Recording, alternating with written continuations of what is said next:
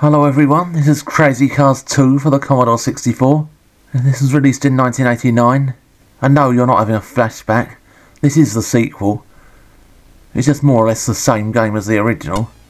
I think they probably even use the same programming everything, which is an unbelievably cheap way of making a sequel. It was programmed by Titus, quite appropriately named. And basically it's just the same as the original. Except you now explode when you get hit instead of flying up in the air. Not sure whether that's an improvement, but there we are. And these trash barriers at the edge of the road, I mean sometimes you can drive straight through them, other times you crash into them. I don't know how many levels there are before it loops. Only all the levels look more or less the same, so who can tell? Oh, and here we go. There's police cars. Yes, you go anywhere near one of the other cars and you'll explode. Oh, it must be one of those new electric cars. These are apparently road police. They're involved in some kind of stolen car racket.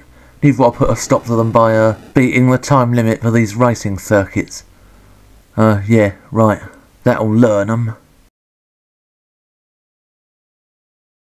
There you are, on to the next one, which is exactly the same. Slightly different background, possibly. It's about the only time you see the police now. Speeding at like 90 miles an hour on the motorway. Flying about in helicopters. There's another one on his way to arrest a little old lady. Can't pay her TV licence. Or maybe someone on the internet said something nasty about our beloved leader. Oh well, the death penalty then. I think I preferred him jumping up in the air, to be honest. And there is literally no way you can not do this. I mean, the first one had a stupid control system, so it was next to impossible to get anywhere with it. This just goes too far the other way. There is just no way of actually failing this. I mean, the only way you'd fail to get to the end within the time limit is if you just sat there and stopped the car and did nothing. Oh, bonus time. It's like that old joke. What's the difference between a penis and a bonus? The wife will always blow your bonus. Egypt now, by the looks of it. Seem to be several Eiffel Towers or whatever they are. I don't know how much this cost originally. The original was a tenner. And this was on floppy disk as well, which would have been even more expensive. And this is the sort of thing you'd expect to find on a budget compilation. I mean, there is literally nothing to it. I don't know how many levels there are altogether. I think it loops after a while.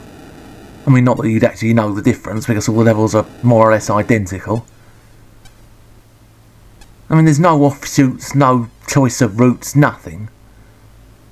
All just the same old track, slightly different backgrounds. And it's basically just the same game as the original. Same programming, everything. Absolute rip-off. And I think we're going to wrap it up here because there's just nothing else to say, really. They say sequels need to be bigger than the originals, and I suppose at least they've managed that, because this is an even bigger rip-off than the original.